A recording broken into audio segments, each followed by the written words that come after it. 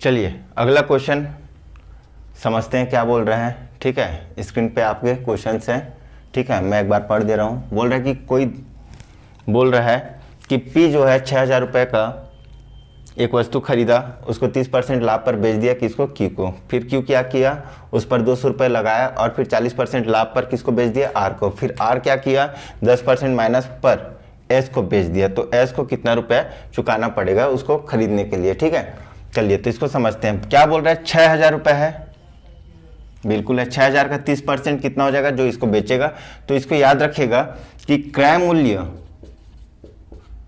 गुणा लाभ, ठीक है, प्लस इसको या फिर ऐसे लिखिए 100 प्लस लाभ प्रतिशत पूरे का बट्टा 100 इक्वल टू होता है विक्रय मूल्य। ठीक है, ये फॉर्मूला आप नोट कर लीजिए, इसी से पूरा खेल चलेगा। ठीक है, अगर लाभ है तो प्लस होगा, अगर हानि है तो माइनस हो जाएगा। डायरेक्ट विक्रय मूल्य निकालने के लिए, किसके लिए, डायरेक्ट विक्रय मूल्य निकालने के लिए। तो कैसे निकालेंगे, देखिए 6,000 पहले है, गुणा 30% बोल रहा है तो 130/100 हो जाएगा। ठीक है, तो कट गया। ठीक है, कितना आ गया, 6 तिया 13 छक्के 7800। ये आ गया, किसको दिया, ये क्यू के लिए। ये किसके लिए हुआ, क्यू के लिए। क्यू के लिए क्या बन गया, इतना में वो खरीदा। ठीक है, अब क्यू क्या करेगा, आर को बेचेगा। तो आर के लिए, ठीक है, कितना, इसमें प्लस 200 जोड़ करके लागत मूल्य लिया 8,000। ठीक है, अब क्या करेगा,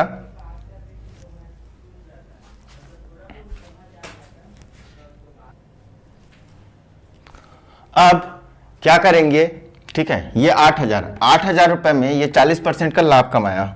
ठीक है, 8,000 का 40% में लाभ कमाया, फिर इसको बेचा आर को। तो आर के लिए जो विक्रय मूल्य होगा, आर के लिए जो विक्रय मूल्य होगा वो कितना होगा, 8,000 गुणा 40% लाभ जोड़ करके करेगा 140/100। ठीक है, कितना आ जाएगा,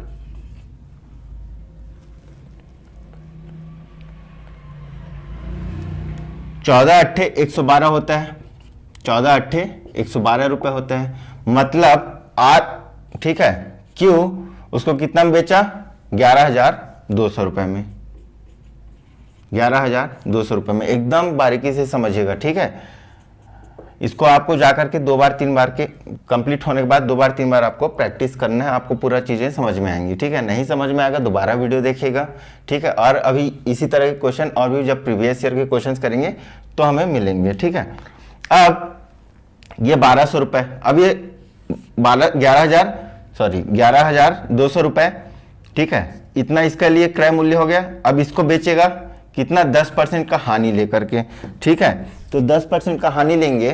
ठीक है, तो 11,200 रुपये का इस बार हानि हो रहा है जी, देखिएगा ना। तो हानि होगा तो माइनस हानि हो जाएगा। ठीक है, हानि होगा तो यहाँ पर क्या आ जाएगा, 100 माइनस हानि प्रतिशत, ठीक है, बटा 100 हो जाएगा। ये क्रय मूल्य कितना दे दिया है हमारे पास, 11,200। हानि कितना हो रहा है, 10%। तो 100 में से 10 घटाएंगे तो कितना आ जाएगा, 90/100।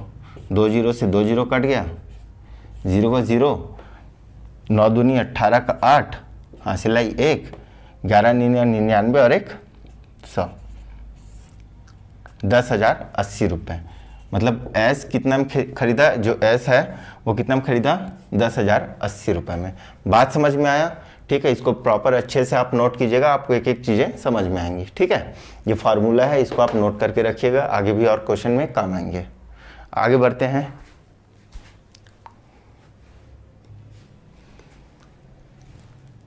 चलिए अगला क्वेश्चन बहुत ही ज़्यादा इंपॉर्टेंट क्वेश्चन है बच्चों। ठीक है, बहुत ही ज़्यादा क्वेश्चन इंपॉर्टेंट क्वेश्चन है। ऐसे क्वेश्चन आपको मिलेंगे। देखिए, सबसे पहली बात, ये वृत्त का प्रॉपर्टीज़ है। ठीक है, ये केंद्रक है। केंद्रक पे अगर कोई कोण बना है, ठीक है, 120 अंश, इसको हम लोग बहुत बारीकी से पढ़ेंगे आने वाले समय पर, लेकिन अभी हम क्वेश्चन पेपर सॉल्व करा रहे हैं तो इसको आप समझ लीजिए, यहाँ से क्वेश्चन पूछता ही है। बस मैं डायरेक्ट बता रहा हूँ, कॉन्सेप्ट को थोड़ा सा समझा करके आपको डायरेक्ट कैसे लाना है आंसर, ये बता रहा हूँ मैं। ठीक है, तो देखिए ये बी और सी, ठीक है, एक वृत्त के वृत्तखंड पे बना हुआ है। ठीक है, वृत्तखंड क्या होता है, तो ये वृत्त का परिधि है किसी दो बिंदु का, ये कर दिए, ठीक है। तो ये हो गया वृत्तखंड, और ये जो बचा हुआ भाग है वो भी वृत्तखंड हो गया, ठीक है। तो ये जैसे इसको ए बी मान लिया, तो यहाँ पर दो वृत्तखंड हैं, ए बी, और दूसरा है अगर इधर से घुमा कर लेकर जाऊँगा तो बी ए, ठीक है। इसको पी मान लेता हूँ, अगर इसको क्यू ओ मान लेता हूँ, तो ए ओ बी एक वृत्तखंड बन गया, और दूसरा वृत्तखंड हो गया बी ए पी, या फिर ए पी बी, ऐसे भी लिख सकते हैं, ठीक है। दो वृत्तखंड हो गए। तो एक ही वृत्तखंड के, ठीक है, एक साइड से ये दो बिंदु से, ठीक है, ये दो बिंदु से, ठीक है, अगर हम दूसरे वाले वृत्तखंड पे एंगल खींचते हैं, एक त्रिभुज बनाते हैं, ठीक है, एक एंगल बनाते हैं, ये कोण बनाते हैं, तो ये जो इसका वैल्यू होता है वो इसके केंद्र पर बना कोण का, केंद्र का पर बना कोण भी देखिए यहीं से शुरू हो रहा है ना, अलग जगह से नहीं, यहीं से। दोनों का बिंदु कहाँ से शुरू हो रहा है, दोनों के एंगल के लिए पॉइंट कहाँ से हो रहे हैं, यहीं से, ठीक है। तो ये जो कोण होता है इसका 2 गुना होता है, मतलब अगर ये 120 अंश है तो ये कितना हो जाएगा, उसका आधा हो जाएगा, ठीक है। अगर यहाँ पर अगर मैं 60 अंश लिखूंगा तो इसका 2 गुना हो जाएगा कितना, 120 अंश। यहाँ पर भी अगर मैं 60 लिखूंगा तो इसका हो जाएगा कितना, 120 अंश। इस चीज़ को आप एकदम समझ लीजिए। यहाँ से अभी आपका जो भी एग्ज़ाम होगा, संपरीक्षक होगा, सहायक ग्रेड 3 का एग्ज़ाम होगा, पटवारी होगा, आरआई होगा, आमीन होगा, जो भी एग्ज़ाम होगा यहाँ से क्वेश्चन पूछा जाता है, आप एकदम ध्यान रखिएगा, ठीक है। तो ये 120 है, तो इसका वैल्यू कितना आ गया, 60 अंश। इसका वैल्यू कितना आ गया, 60 अंश। क्यों आया, 120 का आधा क्या होता है, 60 अंश होता है, 120 का आधा। अब हमें क्या पूछा है, angle A plus angle D पूछा है, तो 60 और 60 कितना आ जाएगा, 120 आ जाएगा। यह आ गया हमारे पास आंसर। बात समझ में आया। बस इन चीज़ों को आप नोटिस करके रखिएगा। तीनों रेखाएं कहाँ से गुजरी है, एक ही बिंदु से गुजरी हैं, ठीक है। इस चीज़ को बस आप ध्यान रखिएगा। ये थ्योरी है, प्रॉपर्टी है सर्कल का, ठीक है। चलिए आगे बढ़ते हैं।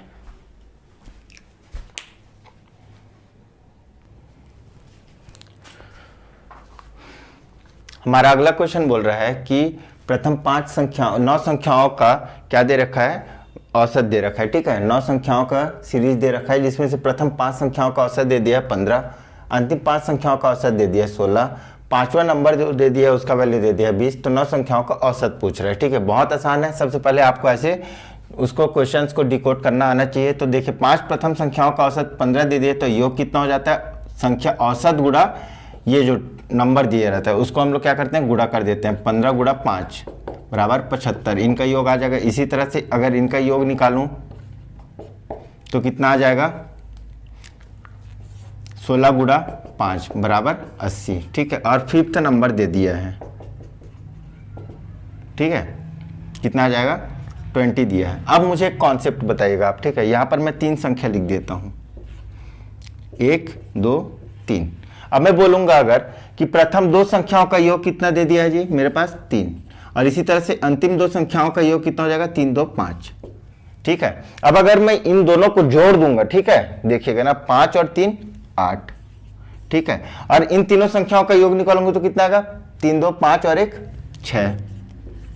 अरे कितने का अंतर आ रहा है, 8 और 6 में 2 का अंतर आ रहा है। क्यों आ रहा है 2 का अंतर, देखिए 2 संख्याओं को जोड़ा तो भी मैं 2 को लिया, इधर के अंतिम के 2 संख्याओं को लिया तो भी 2 को लिया, मतलब 2 क्या हो गया, 2 बार काउंट हो गया, ठीक है। 2 क्या हो गया, 2 बार काउंट हो गया। इसलिए अगर मैं इसमें से ये संख्या जो बीच वाली संख्या है उसको अगर मैं घटा दूंगा 6, तो क्या आ जाएगा, इन तीनों का योग आ जाएगा। इसी तरह से 5 संख्याओं का दे दिया योग 75, अंतिम 5 संख्याओं के योग हम निकाल लिए हैं 80।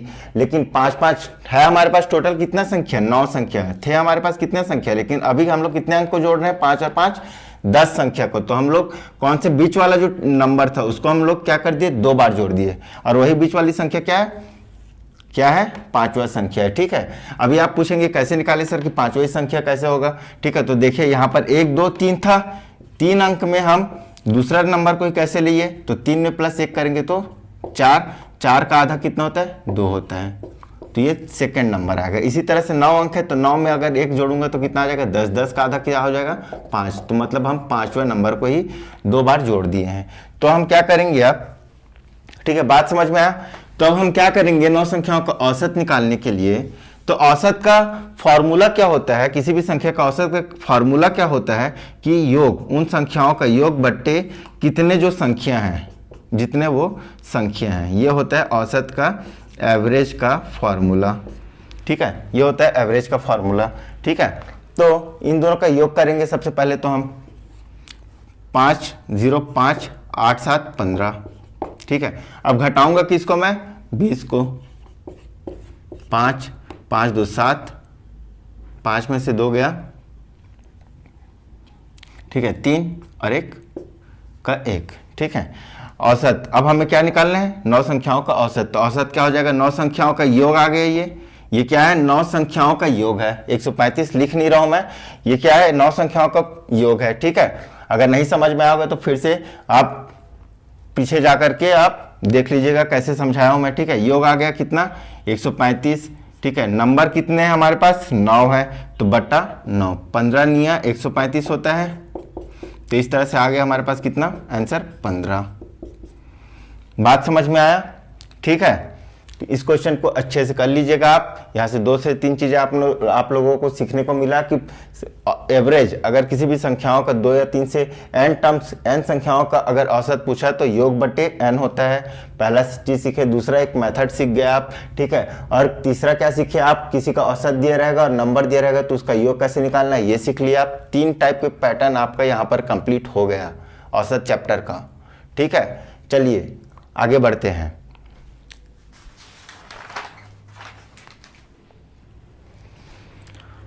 अगला क्वेश्चन जो पूछा था मंडली निरीक्षक के पेपर में, ठीक है, आपके स्क्रीन पे शो हो रहा होगा। ठीक है, चलिए हम सॉल्व करते हैं। बोल रहे कि 11 संख्याओं का औसत ज्ञात करना है हमें। ठीक है, ये 11 संख्याओं का औसत ज्ञात करना है, जिसमें से 2-2 संख्याओं का योग हमें दे रखा है। ठीक है, अब मुझे एक बात बताइएगा, एकदम सिंपल सी बात बताइएगा। जैसे ये 2 संख्याओं का योग है 5, ठीक है, और एक संख्या दे दिया है C6। अगर मैं इसका औसत निकालने के लिए बोलूँ, ठीक है, औसत निकालने के लिए बोलूं तो कैसे निकालेंगे, हम लोग के पास कितने मेंबर हैं टोटल, 1 2 3। ठीक है, सबसे पहले औसत का फार्मूला अभी मैंने क्या बताया, औसत का फार्मूला होता है योग बट्टे जितने लोग हैं कंट्रीब्यूट कर रहे हैं। ठीक है, मेंबर्स n नंबर्स। ठीक है, औसत, तो यहां पर इनका योग करूंगा मैं 11, और कितने लोग हैं, 3 लोग हैं। ठीक है, 1 2 3, तो बट्टे 3 कर दूंगा। 2 मत कर दीजिएगा, 2 करेंगे तो आपका आंसर कभी नहीं आएगा। ठीक है, अगर मैं 2 संख्याओं का योग कर दूं, ठीक है, और उनका औसत पूछूं तो 2 संख्याओं से भाग दूंगा। ठीक है, अगर 1 से ही भाग दूंगा तो इनका औसत कैसे निकलेगा जी। ठीक है, बात समझ में आया। तो इस तरह से ये क्वेश्चन को अगर देखेंगे तो हो गया बहुत आसान। ठीक है, अगर आप इस क्वेश्चन को अगर आप छोड़े होंगे, ठीक है, और अभी आप सॉल्यूशन देखने के बाद आपको बहुत ही ज़्यादा पछतावा हो रहा है कि इस चीज़ को मैं पहले क्यों नहीं सीख पाया या क्यों नहीं सीख पाई। ठीक है, तो देखिए माइनस माइनस को पहले जोड़ लेते हैं हम लोग। ठीक है, 7 और 2 -9 हो जाएगा ये, और कहीं पर है माइनस। ठीक है, ये दोनों को जोड़ेंगे तो -15 हो जाएगा। ठीक है, अब प्लस प्लस को जोड़ लेते हैं, 3 और 11, 11 और 3 14, 14 और 12 26। ठीक है, 26 हो गया। अब क्या करेंगे, टोटल योग निकालेंगे, तो योग क्या आ जाएगा, 26 में से 15 जाएगा। ठीक है, बराबर कितना आ जाएगा जी हमारे पास, 11। अब औसत निकाल लेंगे, औसत निकालेंगे तो योग बट्टा n होता है। योग कितना है, 11 बटे n का संख्या कितना है, 11। 11 लोग थे तो 11, 11 कम 11, 11 कम 11, आंसर क्या आ जाएगा हमारे पास, 1। बात समझ में आया। ठीक है, चलिए आगे बढ़ते हैं।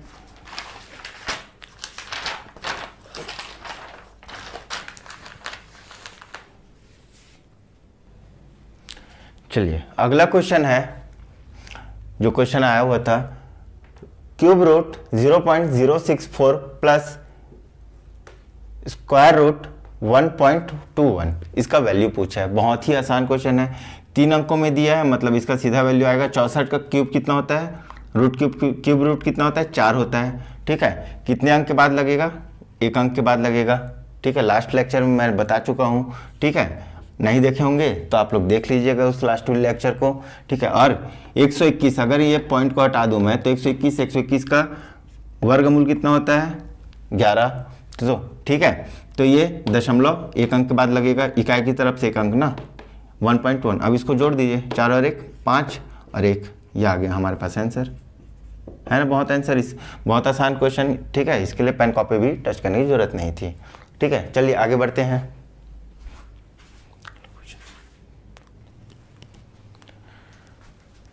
चलिए अगला क्वेश्चन देखते हैं। बोल रहा है कि ए अनुपात बी इक्वल टू 3:4 दे दिया और बी अनुपात सी इक्वल टू 5:6 दे दिया है। तो पूछ रहा है ए प्लस बी अनुपात बी प्लस सी। इस क्वेश्चन ऐसे क्वेश्चन दिए रहे हैं, ठीक है। ए अनुपात बी बराबर, इसको मैं बटम लिख सकता हूँ, ए बट्टा बी बराबर 3/4 और बी बट्टा सी बराबर 5/6। ये अनुपात समानुपात चैप्टर का मध्य अनुपात का क्वेश्चन है। तो जब भी ऐसा दिया रहता है बच्चों, तो ठीक है, बी और बी यहाँ पर लिखा है, तो इसको हमें क्या करना पड़ेगा, सबसे पहले इक्वल करना पड़ेगा। सबसे पहले इक्वल करना पड़ेगा, तो हमें करना क्या है, ये जो संख्या है, ठीक है, दोनों बी का वैल्यू, यहाँ बी का वैल्यू है, इसको इधर गुणा कर दीजिए और इस बी का वैल्यू इस साइड गुणा कर दीजिए, ठीक है। तो इससे आपका ए इक्वल टू आ जाएगा 5 × 15 बटे बी, है ना, 5 चौक 20, 6 चौक 24। अब क्या करना है, इस वैल्यू में रख दीजिए, ठीक है। यहाँ पर रख देता हूँ मैं 15, ए का मान कितना आ गया 15, बी का मान कितना आ गया 20 और सी का मान आ गया 24। यहाँ पर रख दीजिए 15 + 20, ठीक है, और 20 + 24 जोड़ दीजिए। 15 और 20 कितना आएगा 35, बट अनुपात में 46 या फिर 44, 35/44, ये आ गया मेरे पास आंसर। बात समझ में आया, ठीक है। चलिए अगर यहाँ तक आपको समझ में आ गया, तो अब हम नेक्स्ट लेक्चर पे बाकी क्वेश्चंस को सॉल्व करेंगे। इस क्वेश्चन को, इतने क्वेश्चंस को आपको प्रैक्टिस करना है, ठीक है। और आपको प्रीवियस ईयर के क्वेश्चंस को ही प्रैक्टिस करिए जितना ज़्यादा से ज़्यादा हो सके। एग्जाम का टाइम है, आप पूरा चैप्टर बनाने चलेंगे तो फिर आप चैप्टर तो बना लेंगे कुछ ही हद तक, लेकिन बहुत ही आपको फ्रूटफुल रिजल्ट नहीं मिलेगा, ठीक है। तो चलिए फिर मिलते हैं नेक्स्ट लेक्चर पे।